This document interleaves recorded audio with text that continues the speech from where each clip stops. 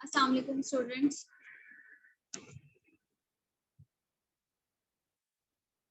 वालेकुम सलाम ma'am. Students हम 2 to 3 मिनट्स में क्लास का स्टार्ट करते हैं।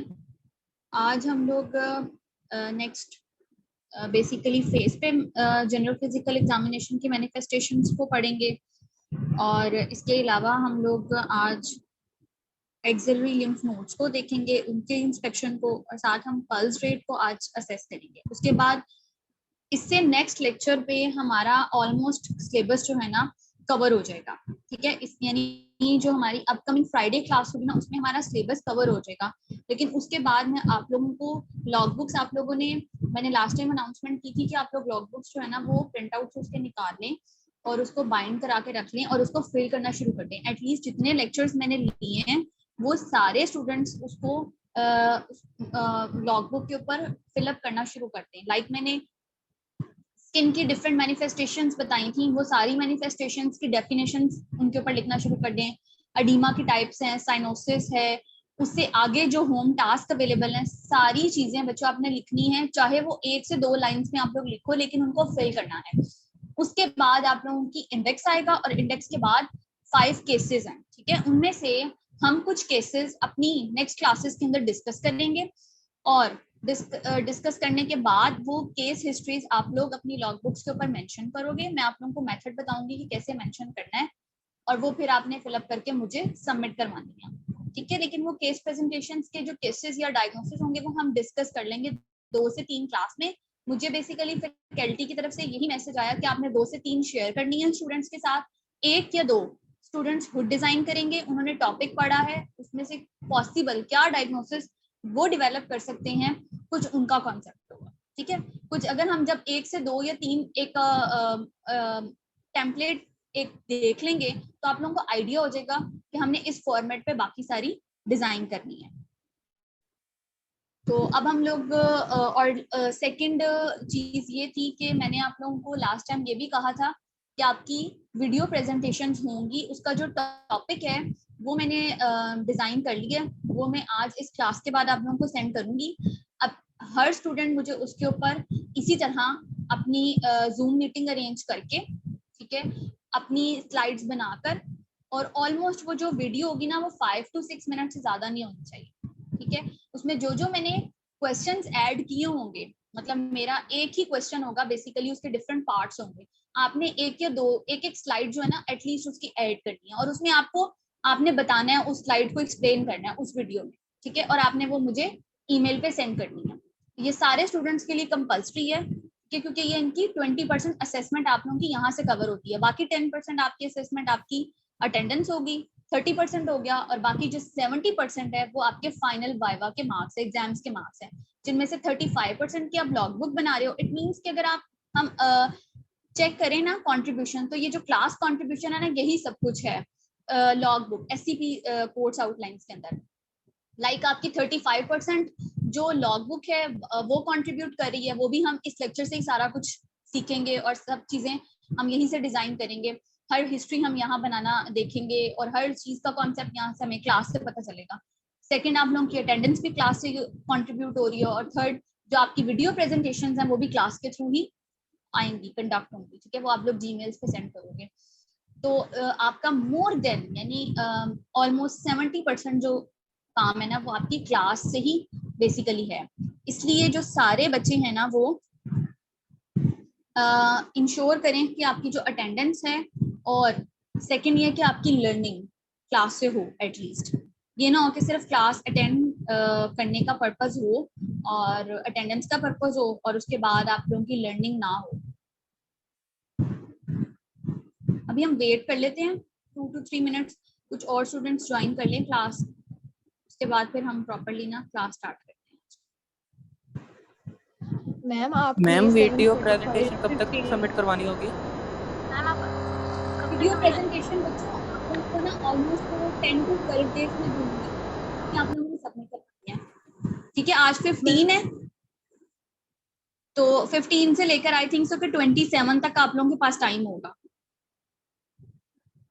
और आई थिंक सो कितना टाइम है, कुछ ज्यादा काम नहीं मैम कीजिए। कितना टाइम है दोबारा बता दें? बेटा आज 15 है ना, आज मैं अनाउंसमेंट करूंगी। 25, 26 या 27 तक टाइम है। मैम हम लोग मैम आप आज हमें जल्दी ठीक कर दीजिएगा, 7:45 तक 8 o'clock से पहले पहले हमारा क्विज है 8 o'clock। ओके ठीक है, मैं ऐसा कर ओके मैम। मैम हमें स्लाइड्स कितनी बनानी है? स्लाइड्स कितनी बनानी है बेटा? जो मेरा क्वेश्चन होगा ना बेसिकली उसमें आप लोग चेक कर लीजिएगा। मैंने ज्यादा लेंथी क्वेश्चंस नहीं ऐड की है इसी पर्पस के लिए कि आपकी 5 to 6 मिनट की वीडियो होगी, तो ऑलमोस्ट हर बच्चा जो है ना एटलीस्ट जो है ना 10 to 11 स्लाइड्स तो कम से कम बनाए। ठीक है, इससे कम नहीं होनी चाहिए। मैम वीडियो ग्रुप में बनानी है प्रेजेंटेशन? नहीं नहीं, इंडिविजुअल, हर बच्चा अपनी बनाएगा बेटा। ये इंडिविजुअल वीडियोस होंगी जो आप लोग मुझे मेरी जीमेल पे सेंड करोगे, ठीक है, और हर बच्चे की उसकी उसी वीडियो की बेस पे इंडिविजुअल असेसमेंट होगी। ग्रुप इसलिए नहीं हो सकता क्योंकि ग्रुप में प्रेजेंटेशन होती है, इतना टाइम नहीं है कि हम प्रेजेंटेशन कंडक्ट कर लें।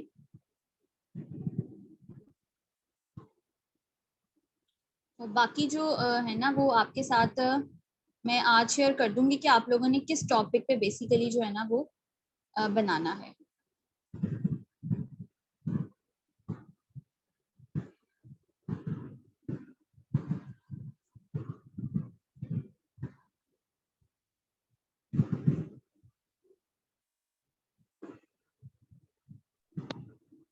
मैम ये हमारा मिड के बाद होगी प्रेजेंटेशन या मिड से पहले होगी? जी बेटा, क्या कह रही हैं आप? ये जो प्रेजेंटेशन आप बता रही हैं ये मिड के बाद होगी या मिड से पहले आप ले लेंगी? ये बेटा, ये जो प्रेजेंटेशन है ना ये मिड से पहले ही चाहिए मुझे, क्योंकि आई थिंक सो कि मुझे जो फैकल्टी की तरफ से मैसेज मिला ना उसमें फुल एंड फ्लेज यही मैसेज है कि आपने स्टूडेंट्स को हर सूरत यही कहना है कि वो मिड से पहले जो है ना वो ये सबमिट करवा दें एटलीस्ट। और मैम जो वो एससीपी लॉगबुक है वो? कौन सी वर्कबुक बेटा? मैम ये एससीपी 2 की जो हम लोग लॉगबुक बनाएंगे वो मिड से पहले होगी या मिड के बाद होगी? वो तो आई थिंक मिड के बाद उसको होगी। आपको थोड़ा सा टाइम दे दिया जाएगा नेक्स्ट मंथ तक भी, लेकिन ये है कि आप लोग जो है ना जहां तक अगर मैं आप लोगों को एक सजेशन दूं तो क्योंकि मिड्स में बाकी सारे सब्जेक्ट्स भी होंगे तो डिफिकल्ट हो जाएगा थोड़ा सा, तो आप लोग ऐसा करो कि आप लोग ना अभी से उसको लिखना शुरू कर दो, ताकि अगर आप लोगों को सबमिट करवानी पड़ भी जाए फॉर एग्जांपल मिड्स के अंदर मिड्स में, तो आप लोगों को मुश्किल ना हो, क्योंकि उस वक्त आप लोग बाकी पेपर्स की तैयारी भी तो कर रहे होगे ना। तो इसलिए जो है ना वो आप लोग ऐसा करो कि अभी से उसको लिखना शुरू कर दो, ताकि जब आप लोगों का एग्जाम डे हो तो आप लोगों के पास जो लर्निंग मटेरियल है ना वो ज्यादा चुके होता है, तो आप लोग ये रिटर्न चीजें ना लिख रहे हो।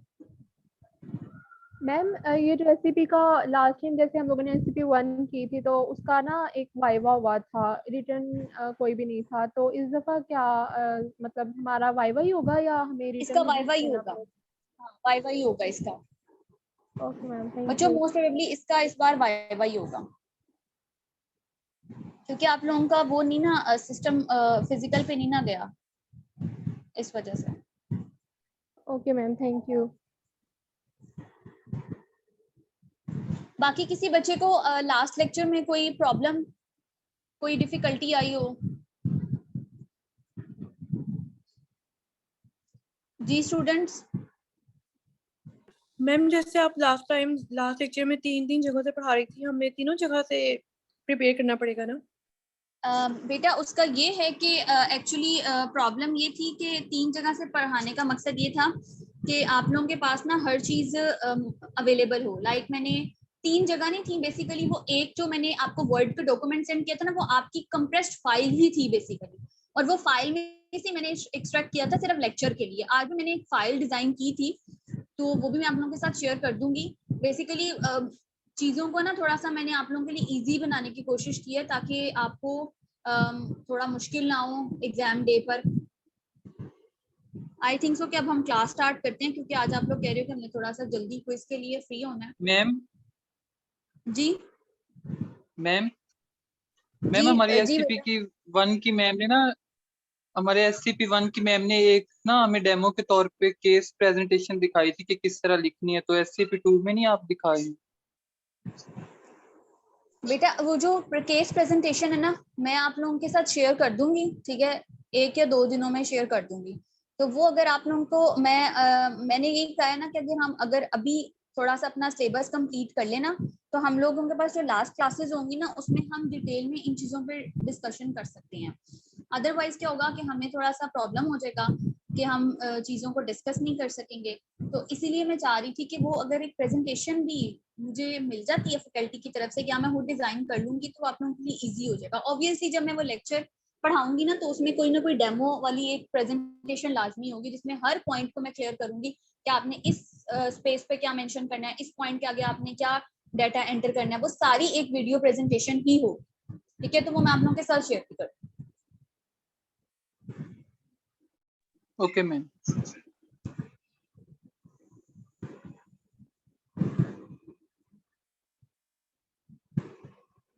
तो आई थिंक कि हमें क्लास अपनी जो है ना वो स्टार्ट कर देते हैं, बाकी स्टूडेंट्स हमें फिर बाद में ज्वाइन करते हैं।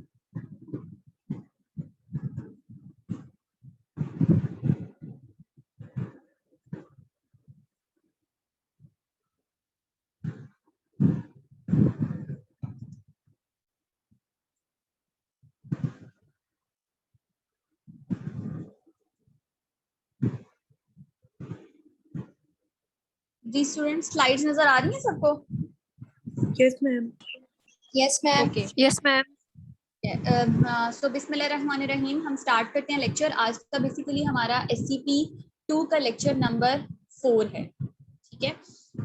और इसकी कोर्स आउटलाइंस जैसे हमें स्टार्ट से ही पता है, ठीक है, हमने ये सारी चीजें पढ़ ली हैं। ऑलमोस्ट हमारा मोर देन 70% जो है ना चीज कवर हो गई है। आज जो हम लोगों ने लास्ट टाइम मैंने आप लोगों को बताया था कि मेथड क्या होता है, template to write a general physical examination of a patient, ठीक है।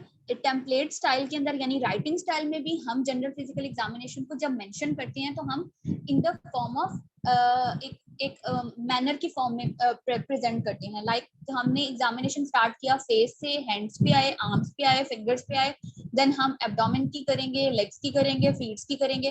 तो हम एक सीक्वेंस फॉलो करते हैं। इसी तरह बच्चों, जब हम लोग चाहे हम written general physical examination mention करें और चाहे हम ऑरली पेशेंट पर असेसमेंट की फॉर्म में एग्जामिनेशन कर रहे हैं, हमने दोनों मेथड्स को इन अ मैनर ही परफॉर्म करना है, ठीक है। तो हमने लास्ट टाइम जो था ना, वो हमने हैंड्स की, फिंगर्स की मैनिफेस्टेशन पढ़ी थी। आई थिंक सो कि हमने टेम्परेचर भी पढ़ा था, और रेस्पिरेटरी रेट मैंने लास्ट टाइम पढ़ाया था आप लोगों को? No ma'am.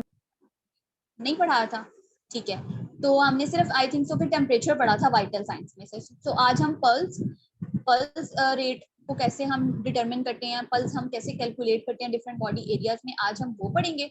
उससे पहले ना हम आज फेस की और एक्जिला के बारे में थोड़ा सा हम पढ़ेंगे कि जब हमने फेस पे जनरल फिजिकल एग्जामिनेशन करना है बच्चों, तो हमने किन चीजों को असेस करना है, ठीक है। सबसे पहले ये अभी हम यहाँ से पॉइंट्स पढ़ते हैं, इनकी जो डिटेल्स है हम आपको बुक से ही आज पढ़ाऊंगी। हम जनरल अपीयरेंस चेक करते हैं पेशेंट की कि उसके फेस की सिमेट्री क्या है, ठीक है, और उसकी कलर ऑफ स्किन क्या है। स्क्लेरा का कलर चेक करते हैं जॉन्डिस के लिए। कंजक्टिवा का कलर चेक करते हैं कि वो पैलर तो नहीं है। हम और इसमें साइनोसिस का पॉइंट भी आगे आएगा बुक में, ठीक है। हम साइनोसिस चेक करेंगे, साइनोसिस में सेंट्रल और पेरिफेरल दोनों को चेक करेंगे, ठीक है। सेंट्रल मैंने कहा था कि मोस्टली ऑर्गन्स की मैनिफेस्टेशन में आती है, और उसमें मैंने 2-3 पॉइंट्स बताए थे। कैन एनीबॉडी रिवाइज इट कि मैंने साइनोसिस में क्या पॉइंट्स बताए थे लास्ट टाइम लेक्चर्स के अंदर? जी स्टूडेंट्स, कोई भी वॉलंटरीली? मैम ब्लूइश हो जाता है। क्या हो जाता है मैम? ब्लूइश कलर हो जाता है ना लिप्स का ब्लूइश साइनोसिस कलर में। हो जाता है, लेकिन सेंट्रल साइनोसिस के स्पेसिफिक कुछ पॉइंट्स मैंने लास्ट टाइम बताए थे आप लोगों को। मैम सेंट्रल साइनोसिस हमारे पास सेंट्रल ऑर्गन्स में होता है, जैसे कि लंग्स और हार्ट। ठीक है। मैम इसमें कार्डियक और ठीक पल्मोनरी आ जाते हैं, और इसमें आर्टीरियल हाइपोएक्सिमिया हो जाता है। है। और पेरिफेरल साइनोसिस मोस्टली हैंड्स और फीट पे उसकी मैनिफेस्टेशन आती है, ठीक है। और मोस्टली पेरिफेरल कब होती है? जब सेंट्रल साइनोसिस आपकी प्रेजेंट हो, उसी वक्त पेरिफेरल साइनोसिस होगी। और peripheral cyanosis sometimes normal patients में भी या नॉर्मल लोगों में भी होती है। जब कभी अगर आपने भी देखा होगा कि when someone is exposed to cold तो उनको ऐसे लग रहा होता है कि उनकी फिंगर स्वेलिंग हो गई है और थोड़ी सी ब्लूइश कलर की हो गई है, तो पेरिफेरल नॉर्मली भी आती है। लेकिन पेरिफेरल साइनोसिस किन स्पेसिफिक केसेस में आती हैं, क्योंकि हम स्पेसिफिकली बात करें पेरिफेरल सर्कुलेशन की, तो वहां पे जिन कंडीशंस में पुअर पेरिफेरल सर्कुलेशन डेवलप हो जाती है, लाइक अरिथोमेटस पेरिफेरल आर्टेरियल डिजीज हमने लास्ट टाइम पढ़ी थी फर्स्ट लेक्चर में, रेनॉल्ड्स फिनोमेना पढ़ा था जिसमें फिंगर टिप्स के ऊपर मैनिफेस्टेशन आती हैं, या फिर कोई वीनस ऑब्स्ट्रक्शन।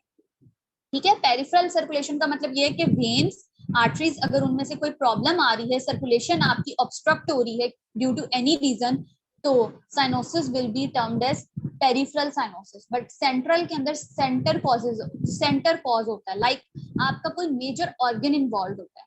ठीक है, ओके, अब हम आगे बेसिकली मूव करते हैं। उसके बाद बच्चों आईलिड्स के ऊपर हम ज़ेंथिलिस्मास जो होती है ना, वो आगे हम पिक्चर में भी चेक करेंगे कि ये येलो कलर के डिपॉजिट्स डेवलप हो जाते हैं आपके आई के ऊपर। ठीक है, और नॉर्मली जो ज़ेंथिलिस्मास है ना आईलिड्स के ऊपर जो डेवलप होते हैं, ये कोलेस्ट्रोल की वजह से होते हैं। लाइक अगर patient is suffering from hyperlipidaemia, कि जिसके अंदर लिपिड्स की अमाउंट नॉर्मल कंटेंट से ज्यादा हो जाए, उसके बॉडी के अंदर कोलेस्ट्रॉल कंटेंट नॉर्मल से ज्यादा हो, देन ही और she will be suffering from xanthelasmas. ठीक है, द नेक्स्ट वन इज बच्चों लिप्स पे साइनोसिस, जिस तरह हमने भी डिस्कस किया। Periorbital edema different renal issues के अंदर, हाइपरटेंशन पेशेंट्स के अंदर, ठीक है, पेरिफेरल सर्कुलेशन जिन पेशेंट्स में ऑब्स्ट्रक्ट कर जाती है, या फिर बेड रिडन पेशेंट्स के अंदर, आईसीयू बाउंडेड पेशेंट्स के अंदर पेरीऑर्बिटल एडिमा इज वेरी कॉमन, उनकी आई स्वेलिंग हो जाती है। ठीक है, पफिनेस इसी तरह आई के राउंड आती है, उनकी आई बॉल्स प्रोट्रूड कर जाती हैं। प्रोप्टोसिस जो है ना, वो हम आगे जाके पढ़ेंगे, ये एक स्पेशल आई से रिलेटेड कंडीशन है, जिसमें क्या होता है कि जो इसमें दो साइंस आते हैं प्रोप्टोसिस में, एक लिड लेग्स रिट्रैक्शन आती है और एक लिड्स रिट्रैक्शन आती है, दो हम साइंस आगे जाके पढ़ेंगे। ठीक है, फेशियल हेयर डिस्ट्रीब्यूशन, तो उसमें हेयरैक्ट्रिज्म आता है, जिसमें आपकी बॉडी पे एक्सेसिव हेयर्स की ग्रोथ होती है, तो ये भी एक एबनॉर्मल कंडीशन है। तो हम ये सारी चीजें भी डिटेल में पढ़ते हैं, और फिर हम इसके बाद यहाँ से डायग्राम्स देखेंगे कि हमें उसकी पिक्चर रिप्रेजेंटेशन हो जाए। अब मैं आप लोगों के साथ बुक शेयर करती हूँ ताकि हम लोग बुक से जो है ना वो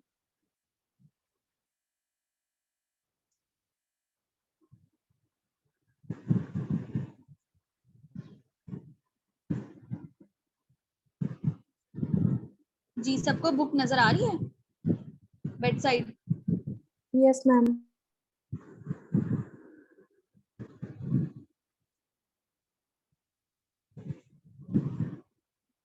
अब हम यहाँ से फेस को चेक कर लेते हैं कि इसमें फेस के क्या पॉइंट्स उन्होंने बताए हैं। बेसिकली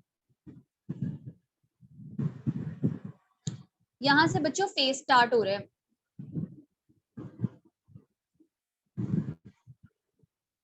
ये अब उन्होंने कहा कि कॉमन साइंस जो आप फेस पे असेस करते हो उसमें पफिनेस आ जाती है। ठीक है, pallor of the lower conjunctiva, yellow discoloration of the sclera, bluish discoloration of the tip of nose and ear lobules, ये ब्लूइश डिस्कलरेशन साइनोसिस की बात हो रही है। ठीक है, dryness, pallor and cyanosis of the dorsum of tongue, yellowness of under surface of tongue, यानी face के ऊपर अगर पफिनेस हो तो ये सारे साइंस कॉमनली आ सकती हैं और आपने चेक करना है। And the patient is having कि अगर वो पैलर ऑफ लोअर कंजक्टिवा के साथ है तो अनीमिक है, ब्लूइश डिस्कलरेशन है तो साइनोसिस है। ठीक है, अगर ड्राइनेस, पैलर और साइनोसिस तीनों चीजें हैं तो इट मींस कि पेशेंट को कोई ऑटो इम्यून डिसऑर्डर है। ठीक है, अगर येलोनेस उसकी टंग सरफेस पे भी है तो इट मींस के पेशेंट को जॉन्डिस है। ठीक है, तो ये डिफरेंट साइंस डिफरेंट डिजीजेस को डिपिक्ट करते हैं कि पेशेंट को ये प्रॉब्लम अंडरलाइन कॉज में चल रही है, तो आपने बेसिकली असेस करना होता है। अब यहाँ पे उन्होंने एक बात लिखी है कि हमने अभी पॉइंट्स पढ़े थे फेस पे हम क्या क्या असेसमेंट करते हैं ड्यूरिंग जनरल फिजिकल एग्जामिनेशन। तो हम नंबर 1 स्टार्ट करते हैं जनरल अपीयरेंस। बच्चों जनरल अपीयरेंस में हमने कहा था कि हम फेस की सिमेट्री चेक करते हैं, पेशेंट का स्किन कलर चेक करते हैं। नॉर्मली सारे पेशेंट्स का स्किन टेक्सचर या कलर तो नॉर्मल होता है, लेकिन अगेन कलर हम पेलनेस चेक कर रहे होते हैं। पेशेंट का कलर पेल तो नहीं है ज्यादा, ठीक है। इसी तरह फेस की सिमेट्री का मतलब ये है कि moon like face Cushing syndrome में होता है, और मास्क लाइक एक्सप्रेशनलेस फेस, जैसे एक आर्टिफिशियल मास्क होता है ना, उसी तरह का पार्किंसंस डिजीज का पेशेंट का फेस होगा। आपको उसको देखने से पता चल जाएगा कि ये पार्किंसंस डिजीज का पेशेंट है। इसी तरह सेकंड पॉइंट है बच्चों पफिनेस। पफिनेस में मैंने बताया था कि इसमें क्या होता है कि आईज के अराउंड पेरी ऑर्बिटल एडीमा हो जाता है, और ये रीनल फेलियर, नेफ्रोटिक सिंड्रोम और एक्यूट ग्लोमेरुलोनेफ्राइटिस। हमेशा जब भी कोई एग्जामिनर आपसे ये पूछेगा ना कि पेरी ऑर्बिटल एडीमा की कॉज, मेजर ऑर्गन कौन सा इन्वॉल्व होता है, तो हमेशा आपने यही कहना है कि इसमें आपकी किडनीज इन्वॉल्व होती है, ठीक है।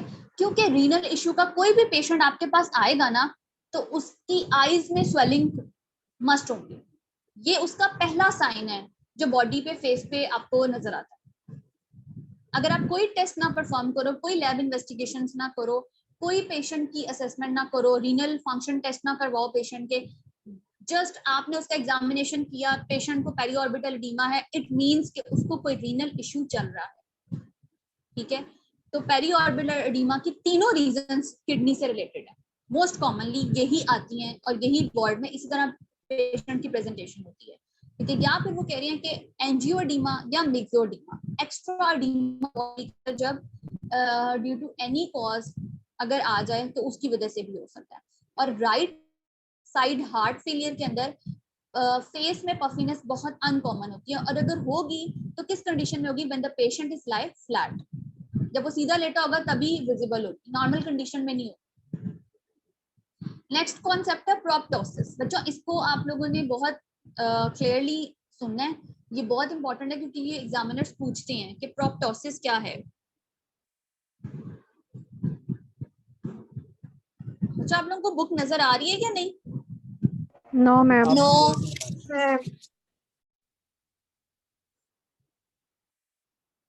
ओके मैं दोबारा शेयर मैम पहले आ रही थी, अब नहीं आ रही। ओके मैं स्क्रीन शेयर करती हूँ बच्चों।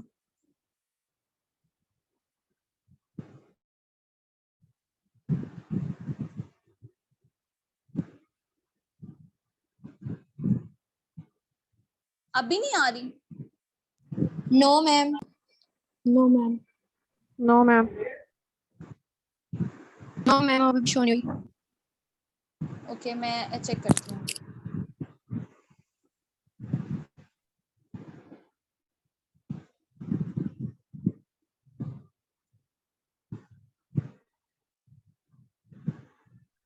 मैम एक चीज पूछनी है आपसे।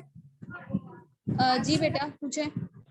मैम जो हमारी लॉग बुक है उसमें हम खुद से केसेस फिल कर सकते हैं, उसका जरा थोड़ा सा बता दें। किस चीज का लॉग बुक के अंदर केसेस क्या कर सकते हैं? मैम जो हमारी पहले SCP-1 थी ना, उसमें मैम ने केसेस हमें खुद असाइन किए थे, हमने उसको बस रीड करके परफॉर्मा फिल करना था। इस बार क्या क्राइटेरिया है आपका? बेटा जो इस बार क्राइटेरिया ना वो ये है कि मैं आप लोगों के साथ केसेस डिस्कस करूंगी, और आपने लॉग बुक्स पे उन केसेस को कैसे प्रेजेंट करना है वो भी मैं आप लोगों को बताऊंगी। उसका एक format in the form of presentation जो है ना वो मैं आप लोगों के साथ मोस्ट प्रोबेबली ना शेयर कर दूंगी, ठीक है। तो वो आप लोग उसको हम डिस्कस भी कर लेंगे क्लास में एक दफा, और वो सारी पॉइंट्स हमारे माइंड में एक दफा जब क्लियर हो जाएंगे ना तो हमें ज्यादा इजी हो जाएगा करना। मैम तो फिर फिल क्या करना स्टार्ट करें? क्या करना स्टार्ट करेंगे? मैम लॉग बुक फिल अगर करनी है तो हम केसेस को भी ना फिल करें ना, उसके जनरल क्वेश्चन आंसर्स फिल करने स्टार्ट करें। हाँ अभी आप लॉग बुक की जो केस हिस्ट्रीज है ना उनको भी आप लोग स्किप रहने दो। जब मैं क्लासेस की डिजाइन करूंगी ना प्रॉपर्ली, तब उस वक्त हम लोग इसको डिस्कस करेंगे और फिर हम लोग उसको फिल करेंगे।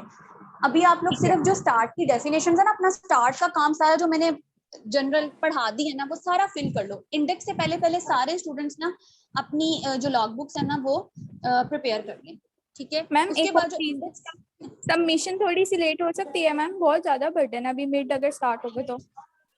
नहीं यस मैम, submission थोड़ा यहाँ आगे कर जो दें है, जुलाई में। मैम पहले हमने सेमेस्टर के बाद लॉग बुक को छेड़ा था और सारा एससीपी का काम, अब मिड में 8 सब्जेक्ट्स, हम इंसान हैं। जो बेटा जो फैकल्टी की तरफ से मैसेज है ना वो यही है कि आपने इनकी लॉग बुक्स हर सूरत कंप्लीट करवानी है, और एटलीस्ट जो क्लास में काम हो रहा है वो तो साथ साथ आप लोग कर सकते हो ना। अब डेली का डेली इतना ज्यादा मैं नहीं करवा रही आप लोगों का, तो इतना इजी वाला चैप्टर है SCP-2 का, इसमें सिस्टम इन्वॉल्व नहीं है कोई मेजर लाइक कार्डियो या कोई और सिस्टम, तो इसमें तो इजी है कि आप लोगों ने सिर्फ टर्म्स लिखनी है। और मेरी अगर प्रेजेंटेशन खोल के पढ़ लो ना, तो मैंने तो आप लोगों के लिए इजी कर दी है कि आप लोगों को बुक से देखना नहीं पड़ेगा कि स्किन की सारी लीजन्स की क्या टर्म्स हैं, और मेरी प्रेजेंटेशन खोलो, उसको याद करो और वहां लिख लो, तो आप लोग इंडेक्स से पहले पहले तो पूरा कर सकते हो। मैम देखते हैं, करते हैं। नहीं देखना नहीं है, इसको करना है, मस्त करना है। होम टास्क मेंशन है, फिर कोई फायदा चले, अप्रोप्टोसिस बच्चों क्या होता है कि एक्सोफिथेल्मास इस कंडीशन को कहते हैं, it means the protrusion of eye ball. ठीक है, अब आपने क्या करना है कि पेशेंट के सीटेड पेशेंट के बिहाइंड आपने खड़े होना है। अब इसको चेक करने का तरीका क्या है कि draw the upper lids gently upward and note the relationship of the cornea to the lower lids. If the cornea is protruded beyond the lower lid, exophthalmos is present. In Graves' disease, exophthalmos is usually bilateral, but sometimes ये initial condition के अंदर unilateral भी होता है, ठीक है। और sometimes orbital tumors भी इसकी एक cause होती है, like आपकी Graves' disease में orbital tumors में ये mostly condition होती है, ठीक है। eyeball के around ना eyeball की protrusion होती है, और basically हम इसमें किस चीज का रिलेशनशिप देख रहे हैं, कॉर्निया का रिलेशनशिप देख रहे हैं in respect to upper lid और लोअर लिड ऑफ आई, ठीक है। और इसके जो दो साइंस है जो मैंने कहा था कि इंपॉर्टेंट है, वो है एक लिड्स रिट्रैक्शन और एक लिड लैग साइन। इसको भी हम पढ़ते हैं। ये बेसिकली बच्चों दो साइंस हैं, बहुत लाइट से लिखे हुए आप लोगों की बुक में कि जो लिड्स रिट्रैक्शन है उसमें क्या करते हैं। ये बहुत सिंपल साइन है बच्चों कि नॉर्मली क्या होता है कि जब हम पेशेंट से कहते हैं ना कि वो स्ट्रेट देखे, तो नॉर्मल जो स्क्लेरा होती है ना above and below the cornea वो विजिबल नहीं होती, ठीक है। वह पेशेंट से कहोगे ना कि वो सीधा देखे, तो आपकी जो स्क्लेरा होती है ना above and below the cornea वो विजिबल नहीं होती, क्योंकि आपकी जो अपर और लोअर लिड्स होंगी ना वो उस बाउंड्रीज को कवर कर रही होंगी। लेकिन when the patient is having thyrotoxicosis, यानी उसको बेसिकली थायराइड ग्लैंड का अगर कोई ट्यूमर या कोई एक्सेसिव उसमें थायराइड हार्मोन्स की प्रोडक्शन हो रही है, थायरोटॉक्सिकोसिस कंडीशन है बॉडी के अंदर, तो क्या होगा कि इस साइन में लिड्स रिट्रैक्शन में क्या होता है, ये कब पॉजिटिव आएगा कि जो आपकी स्क्लेरा है ना both above and below the cornea it is visible, उसकी कुछ पोर्शन नजर आ रहा होगा, ठीक है। तो ये साइन तब पॉजिटिव आता है जब पेशेंट को कोई थायरोटॉक्सिकोसिस की प्रॉब्लम हो, ठीक है, या फिर अभी हमने पढ़ा कि ग्रेव्स डिजीज हो। बेसिकली ग्रेव्स डिजीज हो, थायरोटॉक्सिकोसिस हो, ये किस डिजीज से रिलेटेड है, थायराइड ग्लैंड से रिलेटेड है। तो थायराइड ग्लैंड का अगर पेशेंट को कोई ट्यूमर है, थायराइड हार्मोन्स की एक्सेसिव अगर प्रोडक्शन हो रही है बॉडी के अंदर, तो उन केसेस के अंदर ये साइन पॉजिटिव आता है पेशेंट के अंदर। सिर्फ ये स्पेसिफिक उसके लिए लिड्स रिट्रैक्शन। और लिड लैग साइन में क्या होगा कि हमने पेशेंट से कहना है कि वो लुक स्ट्रेट देखे आपके फिंगर की तरफ, ठीक है। और फिर आपने क्या करना है कि फिंगर को डाउनवर्ड मूव करवाना है। तो नॉर्मली क्या होता है कि आई बॉल और अपर लिड की जो मूवमेंट होती है ना वो एक साथ होती है। लाइक आप पेशेंट को जब कमांड दोगे ना कि पेशेंट आपकी फिंगर को देखे और जो आप मूवमेंट करवा रहे हो उसको फॉलो करे, तो उसकी आईलिड और उसका आई बॉल सेम टाइम पे मूव करेगा। लेकिन इस साइन में क्या होगा, लाइक थायरोटॉक्सिकोसिस, अगेन उसी कंडीशन में क्या होगा कि अपर लिड जो है ना वो लैग करेगी। लाइक आई बॉल की मूवमेंट जल्दी हो जाएगी, लिड्स की मूवमेंट बाद में होगी। दैट्स व्हाई इसको कह रहे हैं कि लिड लैग, कि आपकी जो आई लिड्स की मूवमेंट है ना वो लैग कर रही है, वो बाद में होती है, आई बॉल्स की मूवमेंट पहले हो जाती है, ठीक है। और ये दोनों साइंस किस कंडीशन में पॉजिटिव है, थायरोटॉक्सिकोसिस की कंडीशन। क्लियर है यहाँ तक सबको? इसमें कोई मुश्किल तो नहीं है। इसकी हम अभी पिक्चर भी देख लेते हैं दोनों साइंस की, ताकि आप लोगों को ज्यादा इजी हो जाए। वो मैंने अपनी प्रेजेंटेशन में ऐड कर दिया हुआ है। जी स्टूडेंट्स, यहाँ तक किसी को कोई प्रॉब्लम है इन साइंस में, कुछ समझ ना आया? No ma'am. ठीक है। अच्छा, नेक्स्ट पॉइंट है बच्चों ज़ेंथिलिस्मास। ज़ेंथिलिस्मास अभी मैंने बताया था कि ये येलोइश कलर प्लाक्स होते हैं जो डिपॉजिट हो जाते हैं आईलिड्स के ऊपर, ठीक है। और नॉर्मली ये कोलेस्ट्रॉल कंटेनिंग होती है, मतलब अगर एक पेशेंट को हाइपरलिपिडेमिया होता है तो उस कंडीशन के अंदर होता है, या समटाइम्स ये एल्डरली पेशेंट्स के अंदर भी होती हैं, ठीक है, बॉडी में, लेकिन बहुत कॉमनली नहीं एल्डरली पेशेंट्स में होंगे, ये स्पेसिफिक हाइपरलिपिडेमिक पेशेंट्स के अंदर होंगे। ज़ेंथिलिस्मास येलो कलर के छोटे छोटे स्पॉट्स आपके आईलिड्स पर डेवलप हो जाते हैं। देन आपने कंजक्टिवा का कलर चेक करना है। कंजक्टिवा का कलर चेक करने के लिए आप पेशेंट से कहते हो कि वो ऊपर देखे, और आपने लोअर लिड को थोड़ा सा एक्सपोज करना है ताकि आप कंजक्टिवा को उसके असेस कर सको, और आपने वहां पे पैलरनेस चेक करनी है। इसी तरह जो सब कंजक्टिवल हेमरेजेस होते हैं उनको भी हम असेस कर सकते हैं, क्योंकि वो आई बॉल के ऊपर क्या होगा, इस तरह ये उन्होंने दिखाया हुआ ये मेथड, क्या पेशेंट से कहोगे कि वो ऊपर देखे, आपने उसकी फिंगर से थोड़ा सा कंजक्टिवा को और लोअर करना है और उसकी कंजक्टिवा का यहाँ से आपने कलर चेक करना है। अगर वो पेल होगी तो इट मींस कि पेशेंट इज हैविंग एनीमिक, या उसको कोई प्रॉब्लम चल रही है बॉडी के अंदर, या कोई ब्लीडिंग डिसऑर्डर है। अच्छा, उसके बाद हम कलर ऑफ स्क्लेरा चेक करते हैं। बच्चों जो स्क्लेरा का कलर है ना, ये बेसिकली उन्होंने बताया हुआ है exposure of the upper sclera for jaundice. ये मैंने बताया था कि नॉर्मल स्क्लेरा का जो कलर होता है ना वो व्हाइट होता है, बट जॉन्डिस के अंदर स्क्लेरा का कलर क्या होगा, येलो, ठीक है, इस तरह उन्होंने बताया हुआ। इसी तरह बच्चों हम लोग फेस पे रैशेस को देखते हैं। SLE एक ऑटो इम्यून डिजीज है जिसमें बॉडी में डिफरेंट मैनिफेस्टेशन आती हैं, और SLE एक ऐसी डिजीज है, सिस्टेमिक ल्यूपस एरिथमेटोसिस एक ऐसी डिजीज है जिसमें ऑलमोस्ट आपका हर ऑर्गन इन्वॉल्व हो रहा होता है। ये ऑटो इम्यून डिजीज है, आपकी स्किन, आपका GIT सिस्टम, आपका रेस्पिरेटरी सिस्टम, आपकी CNS, आपका हर सिस्टम इन्वॉल्व होता है, और हर सिस्टम की डिफरेंट मैनिफेस्टेशंस है। जो फेस पे इसकी मैनिफेस्टेशन आती है ना वो बटरफ्लाई रैशेस होती हैं, लाइक आपकी बटरफ्लाई लाइक ना रैश आपके फेस पे डेवलप हो जाता है। इसकी हम अभी पिक्चर चेक करते हैं। उसके बाद बच्चों कलर ऑफ स्किन हम चेक करेंगे, ठीक है। नोज और ईयर लॉब्यूल्स पे अगर ब्लूइश डिस्कलरेशन है, इट मींस के पेशेंट को साइनोसिस का प्रॉब्लम हो सकता है। चीक्स की रेडनेस देख सकते हैं। अब जिस तरह मैंने बताया कि आपको बटरफ्लाई रैशेस होते हैं आपके SLE में, तो मैलर रैशेस जो होते हैं ना वो चीक्स पे होते हैं सिर्फ, ठीक है। वो आपके माइट्रल स्टेनोसिस के अंदर, यानी माइट्रल वॉल्व जो हार्ट का वॉल्व है ना, उसकी अगर उसके वॉल्व स्टेनोज्ड हो जाए ना, यानी उनकी एबनॉर्मल क्लोजर हो जाए, यानी वो ज्यादा ओपनिंग में हार्ट को फैसिलिटेट ना करे हो, तो इस कंडीशन में कहते हैं माइट्रल स्टेनोसिस हो गई है वॉल्स की। उन कंडीशन में भी क्या होता है कि आपके रेडनेस ऑफ चीक्स जो आती है वो मैलर रैशेस होते हैं, लेकिन SLE के अंदर बटरफ्लाई रैशेस होते हैं, ठीक है। हिरुचिज्म अभी बताया कि एक्सेसिव ग्रोथ हेयर्स की बॉडी के ऊपर, ठीक है, माउथ स्टिच या बर्ड एरिया के ऊपर, लिम्ब ट्रंक इन फीमेल्स के अंदर। पेरोटिड ग्लैंड्स की बच्चों स्वेलिंग हम चेक करते हैं।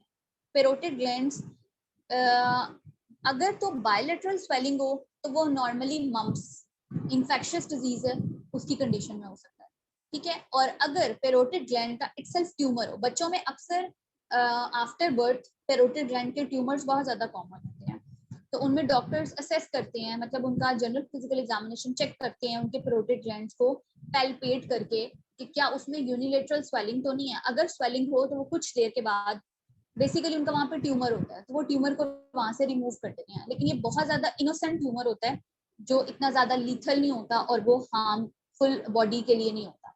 तो बच्चों में ज्यादातर कॉमन ये ट्यूमर्स होते हैं जो यूनिलेटरल आते हैं। इसी तरह हम लिप्स पे चेक करते हैं लोअर लिप का कलर, क्योंकि वो साइनोसिस के अंदर हम लोग देख रहे होते हैं, ब्लूइश डिस्कलरेशन आती है। टंग में हम ड्राइनेस चेक करते हैं, ठीक है। इसी तरह जो ड्राइनेस आती है ना वो डिहाइड्रेटेड पेशेंट्स में, या माउथ ब्रीथर्स होते हैं बच्चों, वो लोग जिनके नोज के अंदर कोई प्रॉब्लम हो जाए, लाइक उनको नोज से रिलेटेड कोई पैथोलॉजी हो जाए, they are unable to take the breath from their nose, अपनी नोज से वो सांस नहीं ले सकते, वो माउथ ब्रीथर्स होते हैं, ठीक है। या समटाइम्स कुछ लोगों को आदत होती है कि वो ज्यादा माउथ ओपन करके ना सांस लेते हैं, ठीक है। या फिर हमारे ICU से रिलेटेड पेशेंट्स भी होते हैं जिनमें नोज के थ्रू जब उनकी ब्रीदिंग पॉसिबल नहीं होती तो वो माउथ से ब्रीथ करते हैं, ठीक है। उनको वहां पे वो जो एयर जो पाइप्स लगा कर ना उनको ब्रीथ असिस्टेड ब्रीथिंग दी जाती है ना, उस वक्त उनकी जो कंडीशन होती है ना वो माउथ ब्रीथर्स में आती है, ठीक है, तो ये ड्राइनेस टंग की तब होगी। पैलर साइनोसिस चेक करेंगे डॉट्स, जॉन्डिस चेक करेंगे टंग पे, और इसी तरह टंग का साइज चेक करते हैं। अब बच्चों ये हमारी फेस पे सारे पॉइंट्स हो गए। अब इनकी जो डायग्राम्स हैं वो मैं आप लोगों को शेयर कर। मैम एसएलई का जो डिस्कोइड रैश है वो कहाँ पे अपीयर होता है?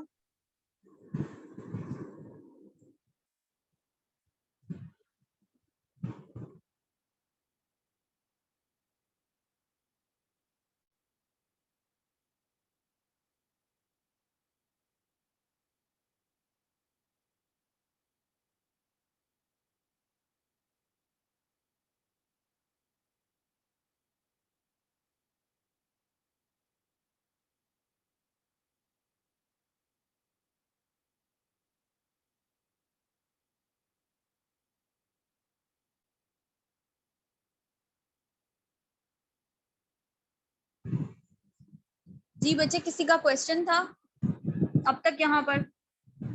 मैम मैं आपसे पूछ रही थी कि जो एसएलई में डिस्कोइड रैश होता है वो कहाँ पे बच्चे अपीयर वो होता है? स्किन एरियाज पे आपके होता है, और मोस्टली वो भी फेस पे ही होता है। लेकिन जो बटरफ्लाई और उसमें डिफरेंस होता है ना, वो ये होता है कि जो आपके बटरफ्लाई रैशेस होते हैं ना, उनमें बटरफ्लाई लाइक अपीयरेंस से पता चल जाता है। और एसएलई के पेशेंट में जो डिफरेंट स्किन एरियाज पे रैशेस आते हैं ना, वो बटरफ्लाई रैश पे नहीं आएगा। बटरफ्लाई रैश आपके सिर्फ फेस पे होगा, और डिस्कॉइड जो होते हैं ना वो आपके अदर बॉडी एरियाज पे भी हो सकता है, लेकिन स्पेसिफिकली वो भी फेस पे आ सकता है, लेकिन उसकी बटरफ्लाई लाइक अपीयरेंस नहीं होगी बिल्कुल। ठीक है। Okay ma'am. अब बच्चों ये बेसिकली मूनलाइट फेस है, ठीक है, और ये basically mask like expressionless face है, जो कि हमने पार्किंसंस डिजीज के पेशेंट में अभी चेक किया है। ठीक है, उसके बाद नेक्स्ट डायग्राम, ये पेरीऑर्बिटल एडीमा आईज के अराउंड, ये आईज की स्वेलिंग, ठीक है, और ये proptosis, exophthalmos condition which is the protrusion of the eyeballs, ठीक है, जिसमें हमने दो साइंस पढ़े हैं, लिड्स रिट्रैक्शन और लिड लैग साइन। नेक्स्ट ये लिड्स रिट्रैक्शन साइन, ठीक है, और ये लिड लैग साइन, कि जब हम पेशेंट को कमांड देते हैं कि वो मूव करे अपने किसी डायरेक्शन में, मेरी फिंगर को फॉलो करे, तो उसकी बेसिकली जो लिड की मूवमेंट है वो बाद में होती है, आई बॉल की मूवमेंट पहले हो जाती है, तो that's why it is called the lid lag sign. और ये थायरोटॉक्सिकोसिस में दोनों साइंस पेशेंट के अंदर पॉजिटिव आते हैं। ठीक है, ये बेसिकली बच्चों ज़ेंथेलिज्मास है, येलो कलर का, मैंने कहा था कि आपको प्लाक्स लाइक अपीयरेंस अपर आईलिड्स के ऊपर होंगे। ठीक है, ये येलो कलर के हैं, ये कोलेस्ट्रॉल के होते हैं और हाइपरलिमिडेमिक पेशेंट्स के अंदर। ये बेसिकली उन्होंने कलर ऑफ कंजक्टाइवा, ये येलोइश सा कलर है, और हम कंजक्टाइवा के दोनों रिम्स को चेक करते हैं, एंटीरियर रिम है ये और ये पोस्टीरियर रिम है, दोनों को हम असेस करते हैं। ये बेसिकली कलर ऑफ स्क्लेरा के कलर को चेक करे होते हैं, ये येलोइश है, ठीक है, और येलोइश इसका कलर आता है जॉन्डिस में, नॉर्मली ये वाइट है।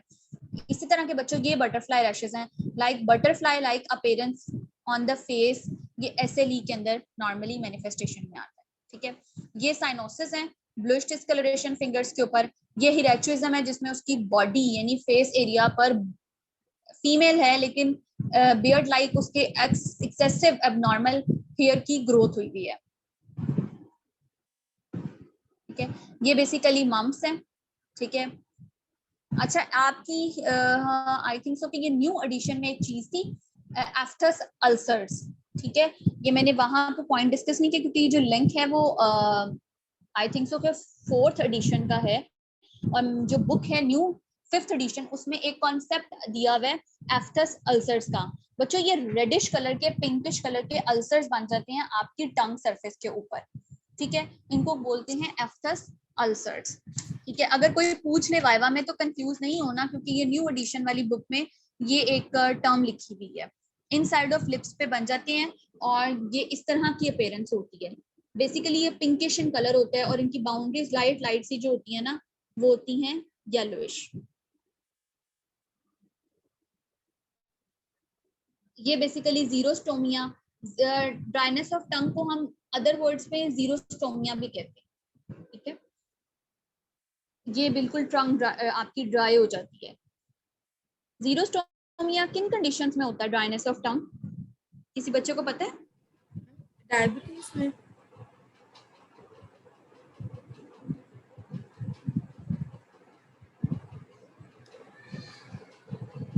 ये भी मैम ऑटो इम्यून होता है। मैम डायबिटिक पेशेंट में भी हो सकता है। मैम शॉगरेन सिंड्रोम में होता है। उसमें जनरलाइज्ड ड्राइनेस हो जाती है ना।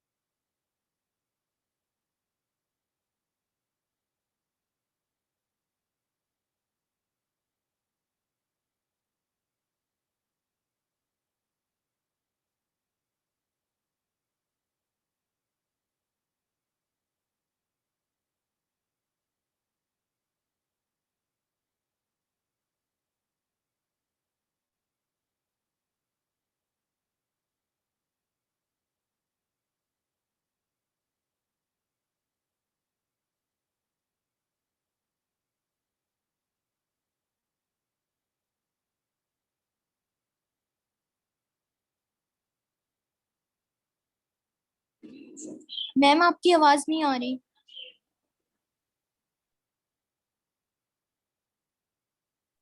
यस मैम जी आपकी बच्चों, आवाज अब आ रही है आवाज?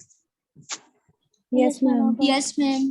यस मैम, ठीक अब है। बारी बच्चों बेसिकली एक्जिला में लिम्फ नोड्स हैं, वो हमने उसमें क्या चीजें चेक करनी होती है, मैंने अभी बताया कि इसमें जो एक्जिला में लिम्फ नोड्स है ना, वो आपके बेसिकली उनके नेम्स हमने उनकी लोकेशंस की बेसिस पे रखे हुए हैं। लाइक लेटरल है, ठीक है, एपिकल है, इसके अलावा पेक्टोरल इसमें नहीं आता, ठीक है, पोस्टीरियर है, ठीक है, इसके अलावा एंटीरियर होता है, इसके अलावा मिडल होता है, और एक इसमें आता है आपके पास सेंट्रल, ठीक है। बेसिकली नेट की डायग्राम है आपकी बुक के अंदर जो है ना, आपकी जो बेड साइड है उसके अंदर उन्होंने ये बताया कि 6 ग्रुप्स के अंदर होता है, anterior, posterior, lateral, medial, central और एपिकल, ठीक है। और हमने लिम्फ नोड्स की जब एग्जामिनेशन करते हैं ना, तो हम उनका साइज, उनकी टेंडरनेस, उनकी फिक्सेशन, कंसिस्टेंसी, ये चारों चीजें चेक कर रहे होते हैं। ऑब्वियसली जब हम हाथ लगा के देखते हैं पेशेंट को ड्यूरिंग जनरल फिजिकल एग्जामिनेशन, उसकी आर्म पिट को असेस करते हैं, तो हम वहां पे लिम्फ नोड्स को ही पैल्पेट कर रहे होते हैं। तो हमें पता चल जाता है कि लिम्फ नोड्स का अगर कोई एबनॉर्मल मैस है तो क्या उसकी कंसिस्टेंसी है, वो ज्यादा स्टिफ मैस है या फिर वो ज्यादा फ्लफी है, ठीक है, उसका साइज क्या है, बहुत एबनॉर्मल साइज तो नहीं है, और वो टेंडरनेस है स्किन के ऊपर या नहीं है। तो हम ये सारी चीजें ना ड्यूरिंग पैल्पेशन ही चेक कर रहे होते हैं पेशेंट के ऊपर, क्योंकि लिम्फ नोड्स को तो हम इंस्पेक्शन पे नहीं ना देख सकते, हम पैल्पेट करेंगे तो हमें पता चलेगा ना कि लिम्फ नोड्स की क्या कंसिस्टेंसी है, उसकी फिक्सेशन है भी या नहीं है, ठीक है, या वो फ्री है, उनकी टेंडरनेस क्या है, उनका साइज क्या है, ठीक है। तो ये उन्होंने एक्सिलरी लिम्फ नोड्स के ग्रुप बताए हुए, anterior, posterior, lateral, medial, central और एपिकल, ठीक है। ये 6 ग्रुप्स हैं एक्सिलरी लिम्फ नोड्स में जिनको हम इंस्पेक्ट करते हैं। यहाँ पे आपकी ये जो प्रेजेंटेशन है ना, ये बच्चों कंप्लीट हो जाती है। ये जस्ट मैंने डायग्राम्स के लिए आज आप लोगों को बताई थी। अब हम लोग बुक से ही चेक करते हैं कि एक्सिलरी लिम्फ नोड्स के उन्होंने क्या इंस्पेक्शन पॉइंट्स बताए हुए हैं। बच्चों ये है एक्सिलरी लिम्फ नोड्स। सबको बच्चों को बुक क्लियर है, शेयर हो रही है या नहीं? No ma'am. No ma'am. No ma'am.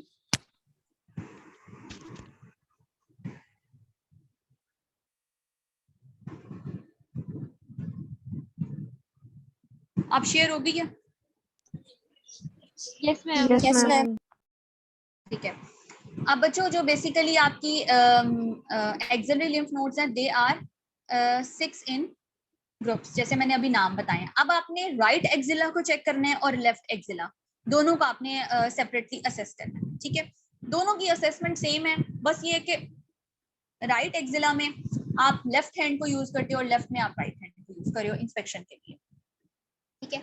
अब क्या करना है कि पेशेंट के आर्म को एलिवेट करना है अबव हिज हेड, आपने फिंगर्स को प्लेस करना है अपने लेफ्ट हैंड की उसके एक्सिला में, ठीक है। आपने क्या करना है कि पेशेंट के आर्म को थोड़ा सा, लाइक अगर आपको पिक्चर इसमें थोड़ी सी क्लियर हो जाए।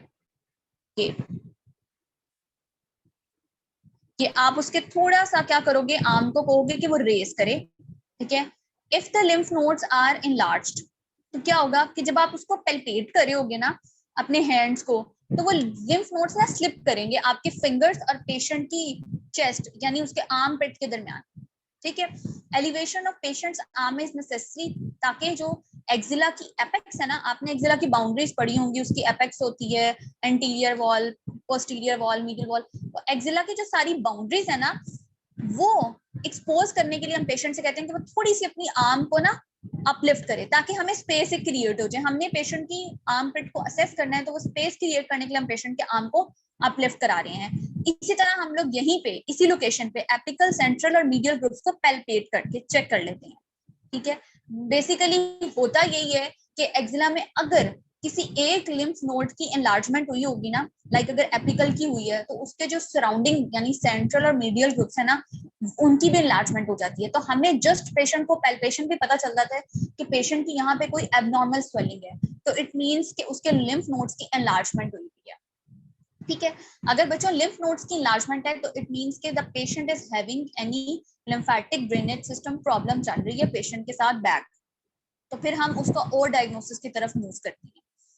ये उन्होंने राइट एक्सिलरी लिम्फ नोड्स के लिए बताया। अब बच्चों एंटीरियर और पोस्टीरियर के लिए उन्होंने सिंपल मेथड ये बताया कि अगर आप एंटीरियर एक्सिलरी फोल्ड को, लाइक एक्सिला को अगर आप अपवर्ड साइड से होल्ड करते हो ना, तो आप एंटीरियर ग्रुप को पैल्पेट कर रहे हो, और अगर आपने पोस्टीरियर ग्रुप को पैल्पेट करना है, तो आपने पोस्टीरियर एक्सिलरी फोल्ड को यानी बैक से थोड़ा सा एक्सिला को अप्रोच करना है, ठीक है, बैक साइड से। इसकी जो वीडियो है ना, वो मैं आप लोगों के साथ शेयर कर दूंगी, जिसमें उन्होंने बेसिकली ना पहले हेड नेक के लिम्फ नोड्स की इंस्पेक्शन का बताया है, लेकिन उसके लास्ट पे ना वीडियो में, और वो बहुत अच्छी वीडियो है जिसमें उन्होंने एक्सिला के एक एक लिम्फ नोड की ना इंस्पेक्शन बताई है कि हम कैसे इसको, लाइक एंटीरियर के लिए कैसे हमने एंटीरियरली अप्रोच करना है, पोस्टीरियर के लिए कैसे पोस्टीरियरली अप्रोच करना है।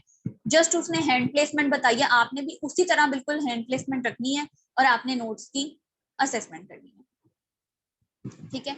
लेफ्ट एक्सिला के लिए उसने कहा है कि आपकी पैल्पेशन का मेथड बिल्कुल सेम होगा, ठीक है। Apical, central, medial groups are palpated with the right hand. Just मैंने ये कहा था कि डिफरेंस होता है कि जब हम राइट एक्सिला को कर रहे हैं तो हमने अपना लेफ्ट हैंड यूज करना है, जब पेशेंट की लेफ्ट एक्सिला को कर रहे हैं तो हमने अपना राइट हैंड यूज करना है। लेकिन वही ये बात है कि लेटरल ग्रुप जो होता है ना, उसको हम पैल्पेट करते हैं with the left hand. Basically हम अपना लेफ्ट हैंड ही यूज कर रहे होते हैं, और बहुत सिंपल इंस्पेक्शन है। जस्ट आपने पेशेंट के एक्सिला को अप्रोच करना है जैसे इसने किया हुआ है, ठीक है। यहाँ पे आप अपनी फिंगर्स प्लेस करोगे और आपने क्या करना है कि यहाँ पे थोड़ा सा पैल्पेट करके या थोड़ा सा प्रेशर अप्लाई करके चेक करना है। जैसे आप पैल्पेट करते हो ना स्किन को, वैसे आपने एक्सिला को इंस्पेक्ट करना है कि पेशेंट का यहाँ पे कोई एबनॉर्मल मैस तो नहीं है या कोई स्वेलिंग तो नहीं है, और फिर अगर वो स्वेलिंग या कोई मैस है तो उसका साइज, उसकी कंसिस्टेंसी, उसकी फिक्सेशन, या फिर उसकी कोई स्पेसिफिक जो है ना वो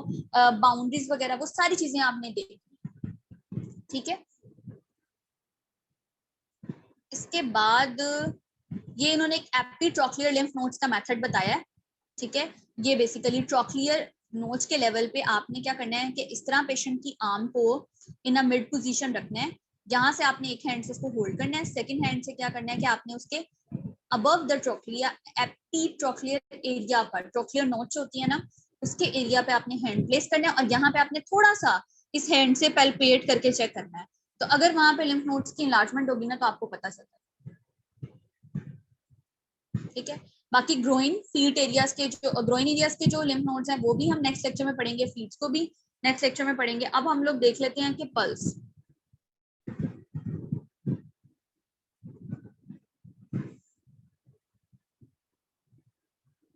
यहाँ तक किसी बच्चे का कोई क्वेश्चन या किसी को कोई प्रॉब्लम? मैम वो जो आप टेम्परेचर का कह रही थी वो भी आपने लास्ट टाइम अभी पढ़ाया नहीं है। जी क्या आप बता रही थी? टेम्परेचर मैंने टेम्परेचर पढ़ाया था लास्ट टाइम। रेस्पिरेटरी रेट का मैं बेसिकली पूछ रही थी कि वो लास्ट टाइम पढ़ाया था मैंने। नो मैम, नो मैम, हमने बस फिंगर्स तक पढ़ा था, क्लबिंग वगैरह तक पढ़ा था हमने। अच्छा ठीक है, फिंगर्स क्लबिंग पढ़ा था और हमने वो पढ़ा था, ठीक है। हम देख लेते हैं आज पल्स को, और मैं पल्स को भी यहाँ से पढ़ाऊंगी और ब्लड प्रेशर हम नेक्स्ट क्लास में पढ़ेंगे, ताकि आप लोग सारे वाइटल साइंस को ना मिक्सअप ना करो, उनके एग्जामिनेशंस आपको ना क्लियर हो।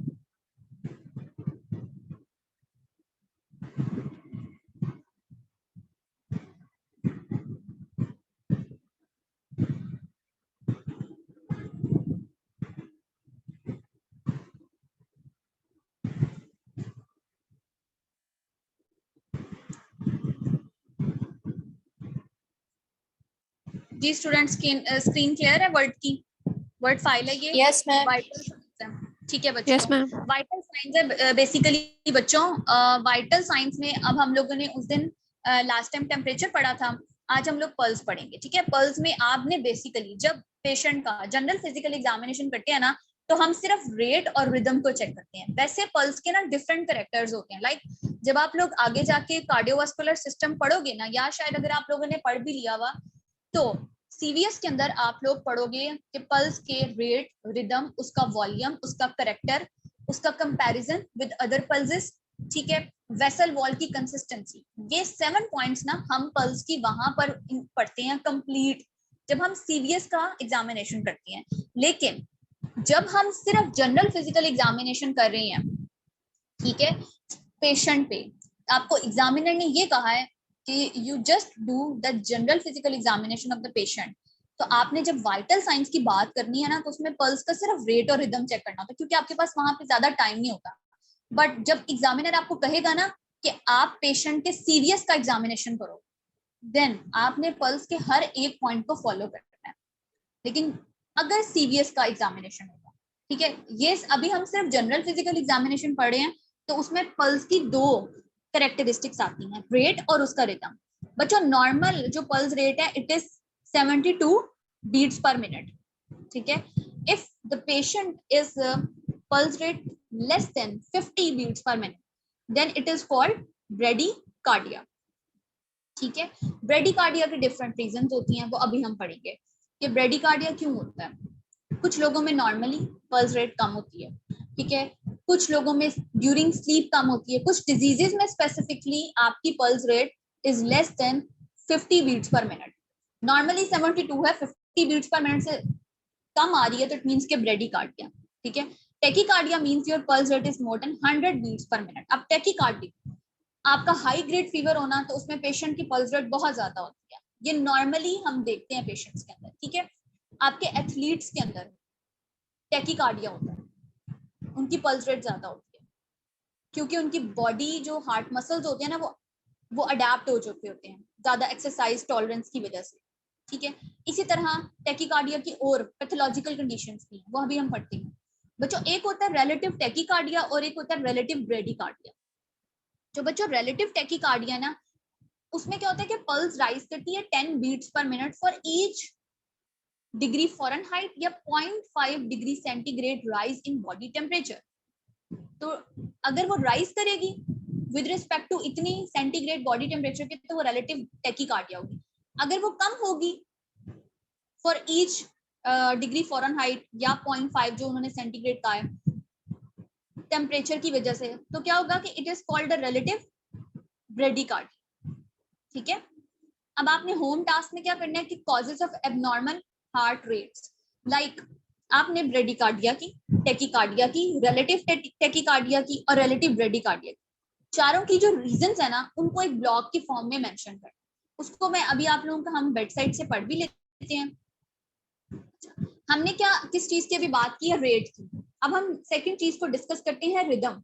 बच्चों जो रिदम है ना, नॉर्मली रिदम का मतलब बच्चों ये होता है कि आपकी एक जो बीट है ना 72 बीट्स पर मिनट, ठीक है। एक बीट के बाद जो सेकंड बीट आ रही है, क्या दोनों बीट्स के दरमियान इंटरवल नॉर्मल है, कांस्टेंट है? इट मींस कि अगर वो इंटरवल दोनों बीट्स के दरमियान में कांस्टेंट है, तो आपका रिदम रेगुलर है। अगर वो नॉर्मल नहीं है, डिस्टर्ब्ड है, तो आपकी पल्स क्या है, इरेगुलर, ठीक है। ये बच्चों basically rhythm of the pulse होता है। और ये 3 बेसिकली इसके आगे पॉइंट्स हैं, वो भी हम पढ़ते हैं कि कुछ हमारे पास रिदम्स होती हैं इरेगुलरली रेगुलर, कुछ होते हैं रेगुलरली इरेगुलर। तो वहां पर हम देखते हैं कि उसमें क्या क्या पॉइंट्स आते हैं कि आपकी कुछ में स्लो राइजिंग पल्स होती है, कुछ में फास्ट राइजिंग पल्स होती हैं। जब आपको जनरल फिजिकल एग्जामिनेशन का कहा जाएगा ना, तो आपने सिर्फ रेट और रिदम का बताना है। फॉर एग्जाम्पल आपने कहना है कि patient is having normal pulse rate 72 और 3 beats per minute and his और हर जो रेट ऑफ द रिदम है ना, वो भी बेसिकली उसका रेगुलर है, नॉर्मल है। ठीक है, आपने ऐसे अपने एग्जामिनर को एक्सप्लेन करना है अगर पेशेंट आपका नॉर्मल है। लेकिन अगर आपका पेशेंट नॉर्मल नहीं है तो आपको पता होना चाहिए कि उसका रिदम एबनॉर्मल है। तो आपने एबनॉर्मल में बेशक आप कैटेगराइज ना करो कि वो एबनॉर्मल किस टाइप का है, बट आपने ये कहना जरूर है कि उसके दोनों बीट्स के दरमियान जो रिदम है वो कांस्टेंट नहीं है। अब बच्चों, sites to check the pulse in the body, 8 sites हैं। मोस्ट कॉमन हम यूज करते हैं radial pulse, because radial artery आपकी सुपरफिशियल होती है। जब वो पास करती है आपकी बेसिकली जब उसमें एंटर होना होता है ना फ्लेक्सर रेटिनाकुलम से, हैंड की एनाटॉमी सबको पता है ना, वहां से जब वो एंटर होती है ना तो वो सुपरफिशियल हो जाती है टू द बोन। तो it is approximated on the body surface, body surface के सबसे ज्यादा क्लोज्ड आर्टरी है, इसलिए वहां पे जो पैल्पेशन है ना वो सबसे ज्यादा कॉमनली की जाती है। इसलिए डॉक्टर्स आपकी पल्स रेट हमेशा असेस करते हैं रेडियल आर्टरी के थ्रू। तो दैट्स व्हाई उन्होंने कहा कि अप्रोप्रिएट साइज जो है ना वो रेडियल पल्स है। अगर आपसे कोई रीजन पूछे ना तो आपने ये कहना है कि बिकॉज ये बॉडी सरफेस पे बहुत ज्यादा क्लोजली पैल्पेटेड होती है, इसकी सरफेस एनाटमी ऐसी है। ठीक है, थोड़ी सी सरफेस एनाटमी के बारे में बता देना है कि ये सुपरफिशियल टू द बोन होती है। और सेकंड रीजन ये होती है कि रेडियल पल्स जो होती है ना वो इसलिए भी हम कहते हैं और हाथ छोर पे हम कहते हैं कि राइट साइड से की जाए, क्लोज टू द हार्ट, तो एस्टिमेशन बहुत अच्छी हो जाती है आपकी पल्स रेट। ठीक है, अब बच्चों जो मोस्ट कॉमनली साइट्स हैं रेडियल पल्स, हम carotid pulse, brachial pulse, brachial artery, temporal pulse, femoral pulse, popliteal pulse, dorsalis pedis आपके फुट में होती है, और एपिकल पल्स यूज करते हैं। अब टेक्निक बिल्कुल सिंपल है कि आपने क्या करना है कि pads of 3 fingers along with the radius which is on the lateral side of the wrist, आपने क्या करना है कि प्लेस करनी है, अपनी 3 फिंगर्स बेसिकली प्लेस करनी होती हैं। ठीक है, और आपने बिल्कुल स्मूथली, ये नहीं करना कि तीनों फिंगर्स को बहुत ज्यादा प्रेशर अप्लाई करके पेशेंट की स्किन पे आप प्लेस करो। आपने बिल्कुल स्मूथली अपनी तीनों फिंगर्स प्लेस करनी है पेशेंट की रिस्ट लेवल पर, और आपने लाइट सा उसको चेक करना है कि आपको पल्स कैसी फील हो रही है।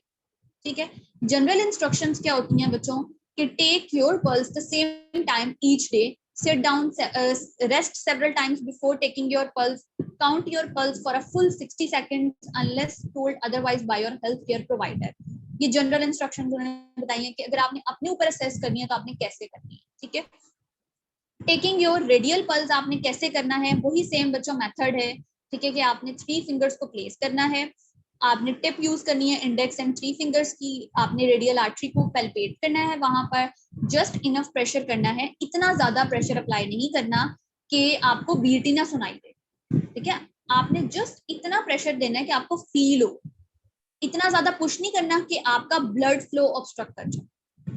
ठीक है, और इसी तरह आपने फर्स्ट टाइम कैलकुलेट करनी है, इस तरह सेकंड टाइम, और आपने रिकॉर्ड एक बना लेना पल्स रेट का। अब हमारे पास पल्स रेट का, यहीं से हम लोग इसका दूसरा पॉइंट जो है ना, पल्स रेट के साथ हम लोग रिस्पायरेटरी रेट को भी पढ़ लेते हैं, फिर मैं आप लोगों को पल्स रेट की कुछ चीजें जो है ना वो बुक से दिखाती हूँ। बच्चों, जो रिस्पायरेटरी रेट है ना, it means the number of breath someone takes in each minute. ठीक है, अब बच्चे कहते हैं कि मैम रिस्पायरेटरी रेट हम पेशेंट का कैसे असेस कर सकते हैं ड्यूरिंग जनरल फिजिकल एग्जामिनेशन। बच्चों, आप पेशेंट को जब देख रहे होते हो ना, तो आप उसके अगर चेस्ट को चेक करो ना, तो the number of times in each minute, जब जितनी बार उसकी चेस्ट एक्सपैंड करती है ना, नॉर्मली ये 12 to 14 होती है, या 12 to 20 भी हम यहाँ नॉर्मली लिखा हुआ है, लेकिन नॉर्मली 12 to 15 या 16 ब्रेथ्स आ रही हो ना, तो हम पेशेंट को कहते हैं कि ये नॉर्मल है। और आप during general physical examination patient को देख ही तो रहे होते हो, तो आप उसकी चेस्ट को असेस कर लो 1 मिनट में, आपके पास आप वॉच होनी चाहिए। ठीक है, आप असेस कर लेते हो कि 1 मिनट में पेशेंट ने इतनी बार उसका जो चेस्ट है ना वो उसकी एलिवेट की है, मींस उसका जो इंस्पायरेशन हुई है ना वो थ्रू लंग्स हुई है, तो आप वहां से उसकी ब्रीदिंग असेस करते हैं। रिस्पायरेटरी रेट, तो नॉर्मल रिस्पायरेटरी रेट उन्होंने बताया कि हेल्दी अडल्ट्स के अंदर 12 to 20 ब्रेथ्स पर मिनट होता है। ठीक है, how to measure the breathing rate, simply ये है कि आप पेशेंट को जब असेस कर रहे होते हो ना, तो watch the patient chest rise and fall. Just patient की चेस्ट को देखो कि उसकी चेस्ट कितनी दफा राइज करी है, कितनी दफा फॉल करी, इन ईच मिनट आप उसका असेस कर लेते हो, ठीक है। उसके बाद बच्चों कॉमन कॉजेस लिखी हुई है हाई रिस्पायरेशन की, और कॉमन कॉजेस लिखी हुई है लो रिस्पायरेशन रेट की। अब बच्चों हाई रिस्पायरेशन में सबसे बहुत प्रोमिनेंट एंजाइटी, एंजाइटी का पेशेंट हो सकता है, हाइपर वेंटिलेटेड, ठीक है, आईसीयू पेशेंट, उस पेशेंट को जिसको पैनिक अटैक्स आ रहे हैं, ठीक है, या फिर वो किसी पैनिक डिसऑर्डर में इन्वॉल्व। फीवर, बच्चों फीवर में भी आपका रिस्पायरेटरी रेट इंक्रीज हुआ क्योंकि बॉडी का जो होमियोस्टेसिस होता है ना फीवर के अंदर, वो डिस्टर्ब हो जाता है। इसी तरह डिफरेंट रिस्पायरेटरी डिजीजेज हैं like asthma, pneumonia, COPD, chronic obstructive pulmonary disorders, इसमें भी बेसिकली आता है, ठीक है। इसमें भी पेशेंट क्योंकि ब्रीदिंग में डिफिकल्टी आ रही होती है, बिकॉज ये जो एस्थमा, निमोनिया और सीओपीडी है ना, ऑब्स्ट्रक्टिव है, आपकी जो एयरवेज है ना उनमें ऑब्स्ट्रक्शन हो जाती है, एयर फ्लो लिमिटेशन हो जाती है। जब एयर ही अंदर नहीं जा रही तो जाहिर सी बात है कि पेशेंट की ब्रीदिंग भी स्लो होगी, सॉरी हाई रिस्पायरेशन होगी, मुझे उसको ज्यादा एफर्ट करके अपनी ब्रीदिंग करनी पड़ेगी। इसी तरह हार्ट प्रॉब्लम्स के अंदर क्योंकि हार्ट प्रॉपर्ली पंप नहीं कर रहा होगा, डिहाइड्रेशन के अंदर भी समटाइम्स ब्रीदिंग इंक्रीज हो जाती है क्योंकि बॉडी को ज्यादा एनर्जी चाहिए होती है सेल से एक्सट्रैक्ट करने के लिए। इसी तरह बच्चों लो रिस्पायरेशन रेट में ये हो सकता है कि ड्रग ओवरडोज, और सर्टेन ड्रग्स में आपकी एंटी डिप्रेसेंट्स, आपके नारकोटिक्स, वो ड्रग्स जो आपकी ब्रेन को एक्टिविटी को स्लो कर देते हैं, वो आपके रिस्पायरेटरी रेट को भी स्लो कर देते हैं। क्योंकि आपको पता है कि हमारा जो रिस्पायरेटरी सेंटर है वो मेड्यूला ऑब्लोंगेटा के अंदर होता है, ब्रेन के अंदर। तो बेसिकली जो ड्रग्स है ना, ये जाके साइट ऑफ एक्शन पे कहाँ एक्ट करती हैं, ब्रेन के ऊपर। ब्रेन को जब ये एरिया को डीएक्टिवेट करती है ना, तो आपके रिस्पायरेटरी सेंटर्स भी क्या हो जाते हैं, स्लो काम करना शुरू हो जाती है, तो आपकी ब्रीदिंग भी कम हो जाती है। इसी तरह ऑब्स्ट्रक्टिव स्लीप एपनिया, इसमें क्या होता है कि बच्चों ये भी एक स्लीप एपनिया ना पहले इतनी ज्यादा कॉमनली केसेस में नहीं आता था, लेकिन अब ये ज्यादा केसेस में इसलिए आने लग गया क्योंकि लोगों में एंजाइटी और लोगों में डिप्रेशन बहुत ज्यादा होने लग गया है। तो इसमें ये होता है कि आपको सोते में ना, मतलब आप जब स्लीप के दौरान आपकी एकदम से एयरवे की ऑब्स्ट्रक्शन, आपका सांस ऐसा लगता है कि बंद हो रहा है, और समटाइम पेशेंट इसकी वजह से उठ जाती हैं और उनको 2-3 मिनट के लिए ऐसा लगता है कि उनका सांस नहीं आ रहा, फिर वो थोड़ा सा अपनी हाइड्रेशन को मेंटेन करें तो वो नॉर्मल हो जाती है। इसी तरह हेड इंजरी के पेशेंट्स के अंदर भी उनकी ब्रीदिंग लो हो जाती है क्योंकि अगर वो ब्रेन एरिया पे इफेक्ट है। तो यहाँ तक बच्चों हम लोगों ने दोनों चीजें पढ़ ली। अब हम एक लास्ट चीज पढ़ेंगे और उसके बाद लेक्चर आपका एंड हो जाएगा। अब तक यहाँ पे किसी बच्चे को कोई प्रॉब्लम?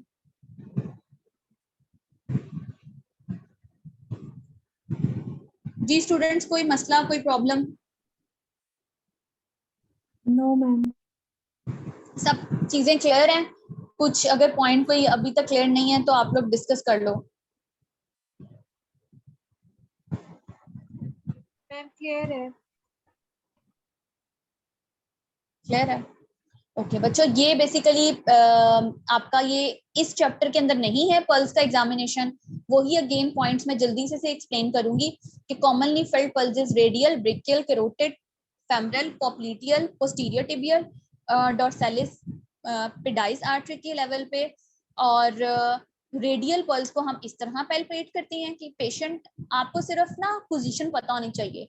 एग्जामिनर आपसे पोजीशन पूछ सकता है कि रेडियल पल्स के लिए क्या पोजीशन होगी, तो इस तरह पेशेंट का जो हम हैंड होता है ना उसको हम स्लाइटली फ्लेक्स्ड और प्रोनेटेड करा देते हैं और रेडियल आर्टरी पे प्रेस करके ना लाइट सा हम चेक करेंगे, ठीक है। इसी तरह बच्चों ब्रेकियल पल्स के लिए ये पोजीशन है, आप थोड़ा सा फ्लेक्स कर देते हो आर्म को और ब्रेकियल आर्टरी पे बेसिकली आपने प्रेस करना होता है, वहां पे चेक करना होता है, ठीक है। और आप किस तरह ब्रेकियल आर्टरी को चेक मतलब देखते हो, आप बाइसेप्स के टेंडन से उसको अप्रोच कर रहे होते हो, तो ये ब्रेकियल पल्स है। इसी तरह बच्चों ये कैरोटिड पल्स है, ठीक है। दोनों साइड्स के आप कैरोटिड पल्स को यहाँ से देख सकते हो। लेकिन कैरोटिड पल्स के बारे में एक बात कही जाती है कि बहुत ज्यादा कैरोटिड आर्टरीज को ना नेक के लेवल पे प्रेस नहीं करते। क्यों? क्योंकि इसकी वजह से कैरोटिड आर्टरीज जो होती है ना, उसकी वजह से जो blood flow to the brain है ना, वो समटाइम अगर आप बहुत ज्यादा प्रेस करो ना तो वो ब्लॉक हो जाता है, जिसकी वजह से पेशेंट की ब्रेन को ब्लड सप्लाई ऑब्स्ट्रक्ट हो सकती है, ठीक है, और ब्रेन टिश्यू की डैमेज हो सकती है इस वजह से।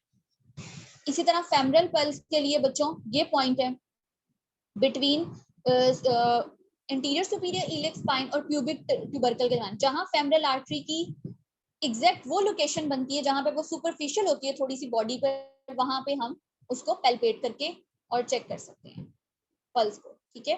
ये बेसिकली पॉप्लिटियल पल्स के लिए पॉप्लिटियल फोसा में हम हैंड्स प्लेस करेंगे। इसी तरह बच्चों डॉर्सेलिस पेडाइस के लिए ये मैंने कहा था फुट के ऊपर आर्टरी होती है, ये लोकेशन है। आप इस तरह 3 फिंगर्स प्लेस करके ना यहाँ पे चेक कर सकते हो, ठीक है।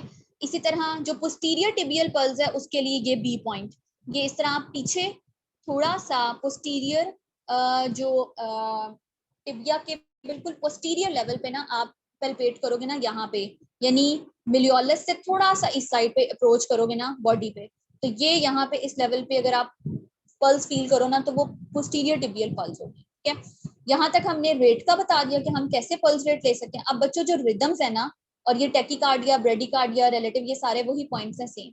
अब बच्चों जो रिदम है ना, उसमें मैंने कहा था कि हमारे पास कुछ इर्रेगुलर रिदम्स होते हैं, ठीक है। उसमें हमारे पास 2-3 टर्मिनोलॉजीज है, इनको बस आपने समझ लेना है।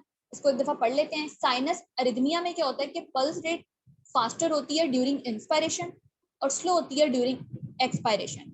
बच्चों ये एक नॉर्मल फिनोमेना भी है कि आपके इंस्पायरेशन में ना आपकी पल्स रेट थोड़ी सी फास्ट होती है, ठीक है, क्योंकि लंग्स को ज्यादा एफर्ट करनी पड़ती है इंस्पायरेशन, ठीक है। तो लंग्स को जब ज्यादा एफर्ट करनी पड़ती है तो वो हार्ट से ज्यादा ब्लड को एक्सट्रैक्ट कर रहा होता है, तो दैट्स व्हाई आपकी पल्स रेट पे ज्यादा प्रेशर आता है, पल्स रेट आपकी फास्ट होती है। वो कह रहे हैं कि एक नॉर्मल फिनोमेना है और कुछ इंडिविजुअल्स में होता है, लेकिन ये चीज डिसअपीयर कब होती है?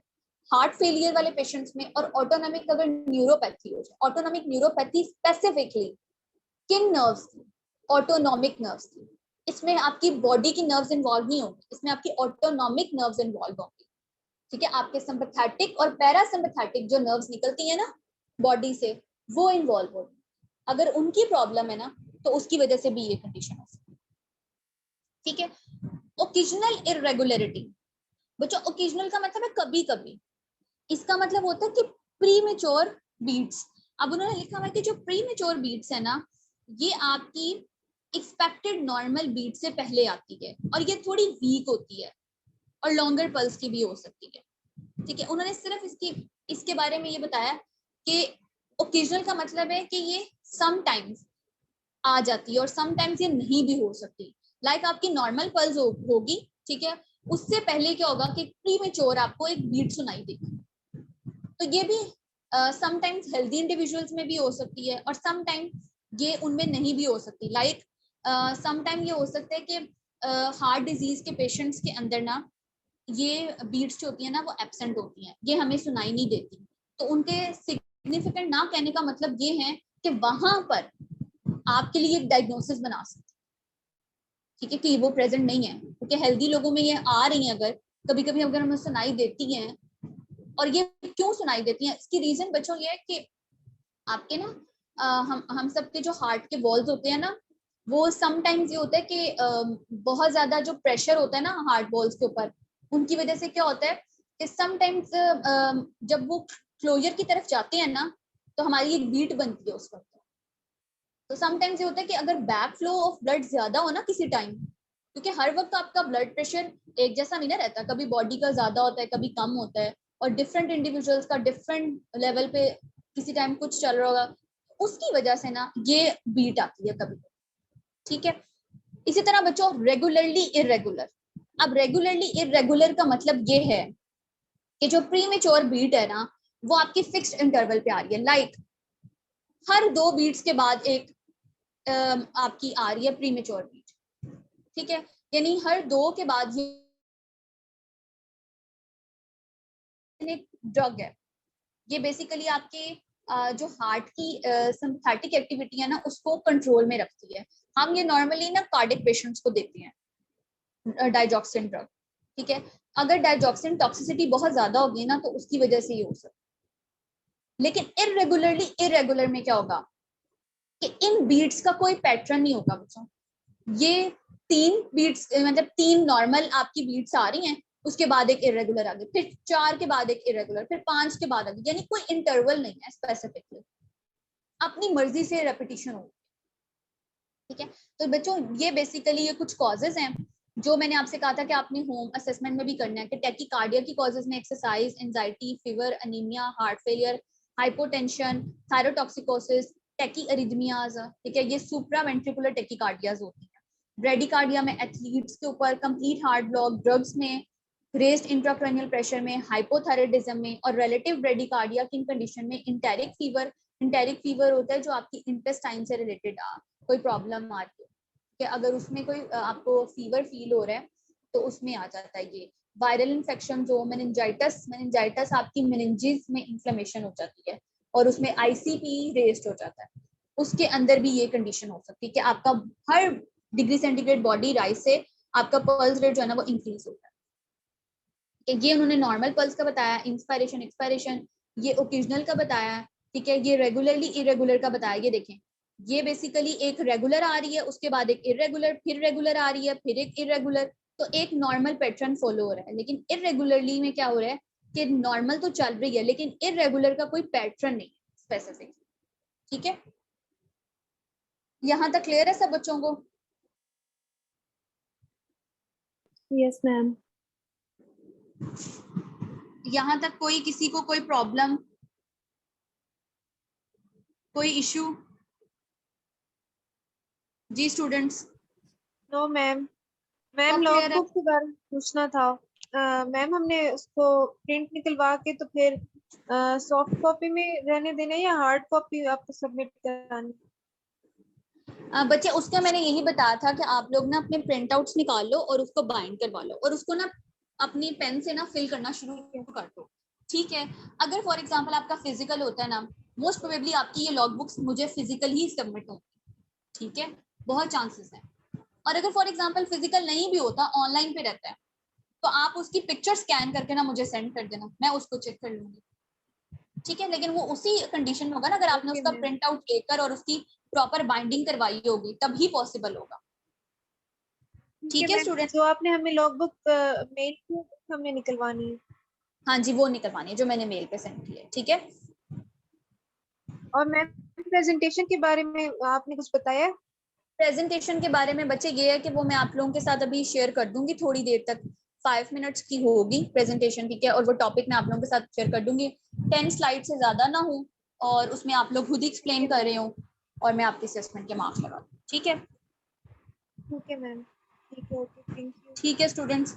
सो मैं ये लेक्चर अब वाइंड अप करती हूँ और बाकी जो डिटेल्स होंगी ना वो मैं इंशाल्लाह आप लोगों के साथ शेयर कर दूंगी। मैम एक्सक्यूज मी मैम, बस लास्ट बात जी मैम, वो जो आपने एससीपी की लेनी है, जो हम लोगों ने हिस्ट्रीज लेनी है, पेशेंट हिस्ट्रीज, वो मैं आप लोगों के साथ डिस्कस करूंगी नेक्स्ट लेक्चर्स में, हिस्ट्रीज का ना कि आप लोगों ने कैसे लेनी है, इस बल्कि इसमें से हम 2 से 3 डायग्नोसिस भी बना लेंगे ताकि आप लोगों के लिए इजी हो जाए, ठीक है। सही है। ओके स्टूडेंट्स, अल्लाह हाफिज। अल्लाह हाफिज मैम। अल्लाह हाफिज मैम। अल्लाह हाफिज।